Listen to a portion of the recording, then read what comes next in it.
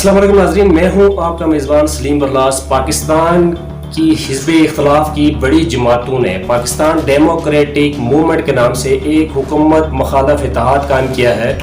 پاکستان مسلم league نون اور Pakistan Peoples party اس میں پیش ہیں، جبکہ جمعیت علماء اسلام فے کو اس احتجاجی تحریک کا ایک عام کردار تصور کیا جا رہا ہے۔ تاہم یہ تینوں جماعتیں گزشتہ ادوار میں سیاسی مخالف رہ چکی ہیں اور ایک دوسرے سے متصادم نظر آنے والے سیاسی نظریات رکھتی ہیں۔ ماضی میں پاکستان پیپلز پارٹی اور نون لیگ ایک دوسرے پر حکومتوں کو گرانے یا پارلیمان میں ایک دوسرے کے خلاف جوڑ توڑ کے الزامات عائد کرتی رہی ہیں۔ اس کی حالیہ مثال 2018 میں سینٹ چیئرمین کا انتخاب تھا، جب نون لیگ کی حکومت کے دوران پاکستان پیپلز پارٹی کے شریک چیئرمین اور سابق صدر آصف علی زرداری نے پاکستان تحریک انصاف کے ساتھ مل کر مشترکہ امیدوار لانے کا فیصلہ کیا تھا اور انتخابات میں نون لیگ کو شکست ہوئی تھی۔ تاہم اگلے ہی سال جب پاکستان پیپلز پارٹی اپنی ہی مدد سے منتخب ہونے والے سینٹ چیئرمین کے خلاف متحدہ حزب اختلاف سے مل کر عدم اعتماد کی تحریک لائی، تو اکثریت رکھنے کے باوجود نون لیگ اس سینٹ چیئرمین کو ہٹانے میں ناکام ہوئی، جس کا مطلب تھا کہ چند سینیٹرز نے اپنی جماعتوں کے خلاف ووٹ دیا۔ ایسی صورت میں پاکستان ڈیموکریٹک موومنٹ کے حوالے سے یہ سوال گردش کر رہا ہے کہ کیا حزب اختلاف کی ان سیاسی جماعتوں میں بامعنی اتحاد بن پائے گا، یا پھر ان کے درمیان موجود دراڑیں وقت گزرنے کے ساتھ ساتھ گہری بھی ہو سکتی ہیں۔ حال ہی میں نون لیگ کے رہنما اور سابق وزیر دفاع خواجہ آصف نے ایک نجی ٹی وی چینل کے پروگرام پر بات کرتے ہوئے کہا کہ وہ سابق صدر آصف علی زرداری پر آج میں اعتماد نہیں کرتے۔ ان کا کہنا تھا کہ کچھ لوگوں کو معلوم ہے کہ میں کس تناظر میں بات کر رہا ہوں، میں بار بار یہ کہوں گا کہ میں ان صاحب پر اعتماد نہیں کرتا۔ تاہم نون لیگ کے قائد نواز شریف نے جلد ہی ان کے بیان سے یہ کہہ کر جماعت کو علیحدہ کر دیا کہ یہ ان کی جماعت کا موقف نہیں ہے۔ اسی روز لندن میں ذرائع ابلاغ کے نمائندوں سے بات کرتے ہوئے ان کا کہنا تھا کہ میں آصف علی زرداری کی عزت کرتا ہوں، وہ پی ڈی ایم کا ایک اہم جزو ہے۔ سابق صدر آصف علی زرداری کی جماعت پاکستان پیپلز پارٹی کے ایک ترجمان نے مقامی ذرائع ابلاغ میں خواجہ آصف کے بیان پر سخت رد عمل دیتے ہوئے انہیں مشکوک شخص قرار دیا۔ ان کا کہنا تھا کہ انہیں پی ڈی ایم کو سبوتاژ کرنے کی ذمہ داری سونپی گئی ہے۔ سیاسی تجزیہ کار سمجھتے ہیں کہ اس نوعیت کی متحدہ حزب اختلاف کی تحریکوں میں ابتدائی طور پر ایسی مشکلات کوئی نئی بات نہیں ہے۔ پی ڈی ایم میں شامل تین بڑی جماعتوں پاکستان پیپلز پارٹی، پاکستان مسلم لیگ نون اور جمعیت علماء اسلام فے سے فطری اتحاد کی توقع رکھنا غیر حقیقی ہے۔ ان تمام جماعتوں کی اختلافات کی ایک لمبی تاریخ ہے اور اس کی وجہ سے ان جماعتوں میں ایک دوسرے پر عدم اعتماد رکھنے والی آوازیں بھی موجود ہیں۔ تینوں جماعتوں کے حالات بھی مختلف ہیں، تاہم اہم بات یہ ہے کہ ان تینوں ہو رہی حزب اختلاف کی دیگر جماعتوں کا باہمی مفاد اس وقت اتحاد میں ہی ہے۔ اسی طرح وہ ایک دوسرے کی طاقت کو استعمال کر سکتے ہیں، اس لیے اختلافات پر ضرورت حاوی ہو جاتی ہے۔ اسی لیے نون لیگ کے قائد نواز شریف نے اپنی جماعت کے رہنما کے بیان سے خود کو اور جماعت کو علیحدہ کرنے میں دیر نہیں لگائی تھی۔ ناظرین اکرام، اب یہ سوال بنتا ہے کہ اتحاد حزب اختلاف کی ضرورت کیوں ہے؟ تو اس کے جواب میں تجزیہ کاروں کی رائے بھی مختلف ہے، لیکن حقیقت یہی ہے کہ گو کہ حزب اختلاف کے اتحاد میں دراڑیں پہلے سے ہی موجود تھیں اور رہی ہیں، لیکن اب یہ دراڑیں مزید بڑھیں گی نہیں، بلکہ آہستہ آہستہ یہ کم ہوتی جائیں گی۔ اور میں سمجھتا ہوں کہ حالات کو دیکھتے ہوئے نواز شریف، آصف زرداری اور مولانا فضل الرحمان یہ طے کر چکے ہیں کہ اتحاد کی فضا کو برقرار رہنا چاہیے۔ یہی وجہ ہے کہ نون لیگ کے قائد نواز شریف نے فوری طور پر خواجہ آصف کے بیان سے دوری اختیار کی۔ خواجہ آصف کو بھی نیب کی طرف سے طلبی کا نوٹس آ چکا ہے، اس لیے وہ خود بھی ذاتی طور پر پارٹی قیادت کی آواز سننے کی طرف مائل ہو جائیں گے اور قیادت ایسی آوازوں کو دبا دے گی۔ دوسری طرف ناظرین آپ جانتے ہیں کہ اس وقت نواز شریف اور ان کی جماعت پی ڈی ایم میں مرکزی حیثیت حاصل کر چکی ہے اور ان کے فیصلوں کی اہمیت ہوگی۔ نواز شریف ہمیشہ سے ہی اپنی جماعت اور پاکستان پیپلز پارٹی کو یہ منوانے کی کوشش کرتے رہے ہیں کہ جے یو آئی فے کے قائد مولانا فضل الرحمان کو ساتھ لے کر چلا جائے۔ اب ناظرین یہاں یہ بھی سوال بنتا ہے کہ کیا یہ اتحاد حکمران جماعت کو مشکل میں ڈال سکتا ہے؟ تو اس حوالے سے اگر دیکھا جائے تو متحدہ حزب اختلاف نے تحریک کے لیے درست وقت کا انتخاب کیا ہے اور وہ حکومت کو مشکل میں ڈال سکتے ہیں۔ عوام پہلے ہی مہنگائی اور بدعنوانی اور معاشی بحران کی وجہ سے پریشان ہے اور حزب اختلاف نے 2 برس کا عرصہ انتظار کرنے اور حکومت کو کارکردگی دکھانے کی مہلت دینے کے بعد تحریک کا فیصلہ کیا ہے۔ اور اس وقت سب سے اہم بات یہ ہے کہ سیاسی جماعتوں کی نسبت مذہبی جماعتوں کے پاس تحریک کے لیے لوگوں کو باہر نکالنے کی صلاحیت نسبتاً زیادہ ہوتی ہے۔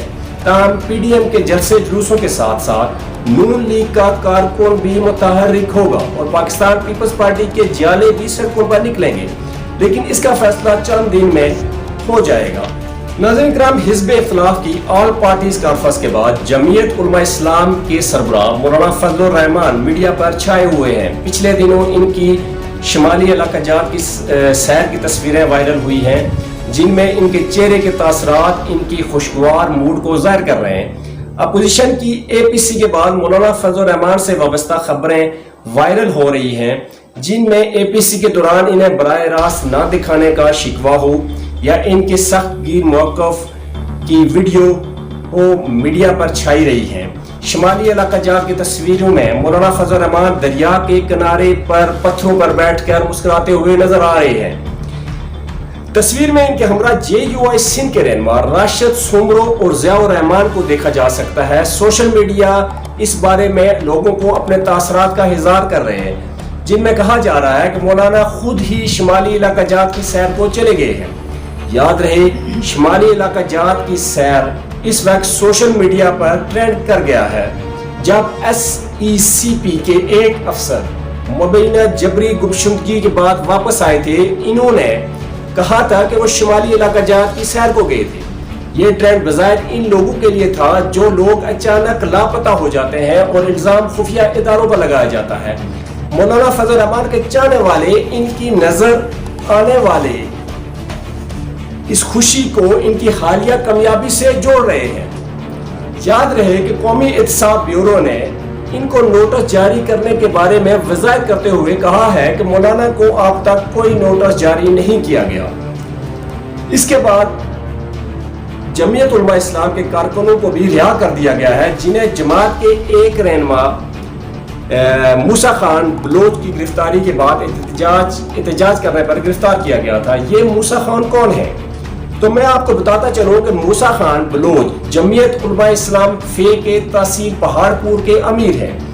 ذرائع ابلاغ میں موسیٰ خان بلوچ کا کہیں مولانا فضل الرحمان کا فرنٹ مین تو کہیں مولانا فضل الرحمان کا دست راست کہا جا رہا ہے، لیکن حقیقت کیا اس میں صداقت ہے یا یہ سب کچھ بغیر کسی تحقیق اور معلومات کے اچھالا جا رہا ہے؟ موسیٰ خان بلوچ 2017 میں ڈسٹرکٹ فارسٹ آفیسر کے عہدے سے ریٹائر ہوئے ہیں۔ سرکاری ملازمت کے بعد انہوں نے جمعیت علماء اسلام میں باقاعدہ شمولیت اختیار کی تھی۔ مقامی تجزیہ کاروں کے مطابق موسیٰ خان کا جمعیت اور مولانا سے نظریاتی لگاؤ ہے اور یہ اب کا نہیں بلکہ خاندانی سطح کا نظریاتی تعلق ہے۔ قومی احتساب بیورو کی جانب سے موسیٰ خان بلوچ مبینہ طور پر آمدن سے زیادہ اثاثے رکھنے اور سرکاری فنڈ میں خود بدھ کے الزامات میں انکوائری ان پر کی جا رہی ہے۔ موسیٰ خان کی تعلیم اگر دیکھی جائے تو وہ ایف اے ہے اور وہ فارسٹ گارڈ بھرتی ہوئے تھے اور ترقی کر کے ڈسٹرکٹ فارسٹ آفیسر کے عہدے پر ریٹائر ہوئے۔ پہاڑ پور تحصیل کے گاؤں ڈکی کے رہنے والے ہیں اور ان کے والد ذمہ دار تھے اور ان کا بیٹا مولانا فضل الرحمان کا سیکرٹری ہے۔ مولانا فضل الرحمان کو نوٹس کی خبریں بھی اے پی سی کے بعد آئیں اور پھر موسیٰ خان بلوچ کو بھی گرفتار کیا گیا، جس کے بعد جمعیت علماء اسلام نے دھرنوں کی دھمکی دی تھی اور جمعیت کے سربراہ مولانا فضل الرحمان نے سخت رد عمل کا اظہار کیا تھا۔ ناظرین اکرام، مہنگائی اس وقت عوام کے لیے سب سے بڑا مسئلہ بنتا جا رہا ہے، اور یقیناً یہ وہ مسئلہ ہے جس کے لیے عوام کو باہر نکالنا مشکل نہیں ہوگا۔ اس وقت ملکی صورتحال پر نظر ڈالی جائے تو تمام اعداد و شمار 2018 کے مقابلے میں بدتر ہوتے نظر آتے ہیں۔ مہنگائی نے غریب تو کیا متوسط طبقے کی بھی عملی طور پہ چیخیں نکلوا دی ہیں۔ ادویات کی قیمتوں میں ہوش اربا اضافے سے غریب اور متوسط افراد کی شرح اموات کو تیز تر کرنے کا پورا بندوبست کر دیا گیا ہے۔ کابینہ اجلاس میں بجلی اور گیس کی قیمتوں میں بھی مزید اضافہ بھی ایجنڈے میں شامل کیا گیا ہے۔ بے روزگاری کی شرح میں کورونا سے قبل ہی 5% سے زیادہ اضافہ ہو چکا تھا، جبکہ آخری اکنامک سروے کے مطابق زراعت کے سے صنعت تک ہر شعبے میں ترقی کی شرح بدترین گراوٹ کا شکار ہوئی ہے۔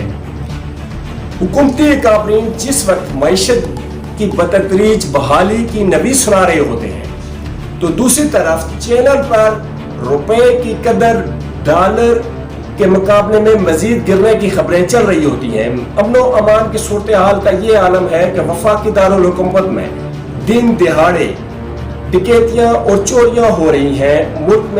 ملک بھر میں خواتین اور بچوں کے ساتھ زیادتی کے واقعات میں غیر معمولی اضافہ دیکھنے میں آ رہا ہے۔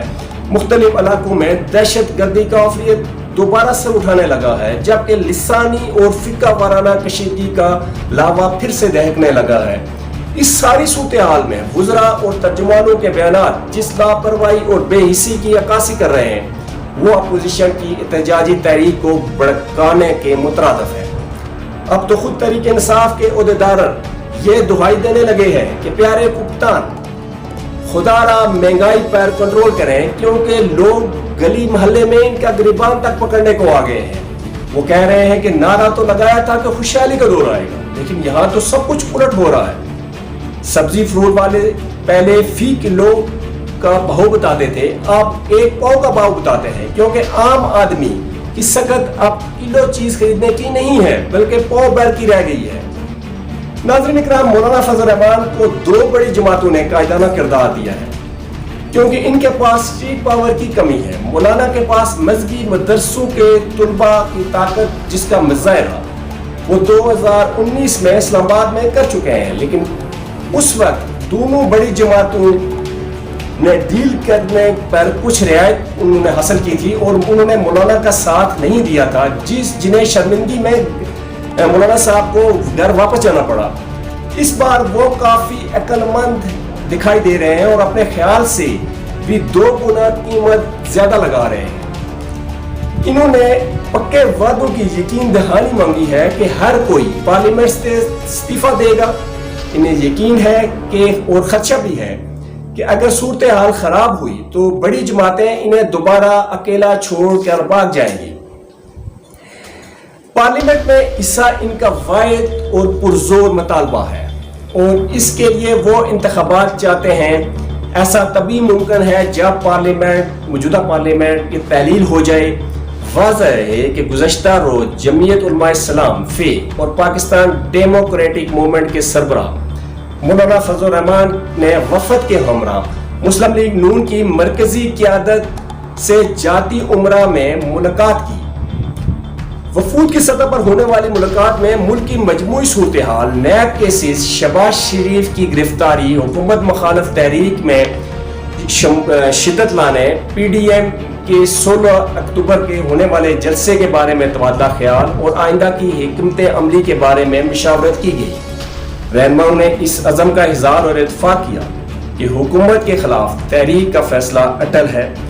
پی ڈی ایم کے جلسوں میں عوامی مسائل اور حکومتی نااہلیوں کو بھرپور طریقے سے اجاگر کیا جائے گا اور تحریک میں مرحلہ وار شدت لا کر حکمرانوں کے گھیرا تنگ کیا جائے گا۔ اس کے ساتھ ناظرین آج کے پروگرام کا وقت ختم ہوتا ہے۔ اگلے پروگرام میں انشاءاللہ ملک کی سیاسی صورتحال پر مزید بات کریں گے۔ اگلے پروگرام تک کے لیے سلیم برلاس کو اجازت دیجیے۔ اللہ نے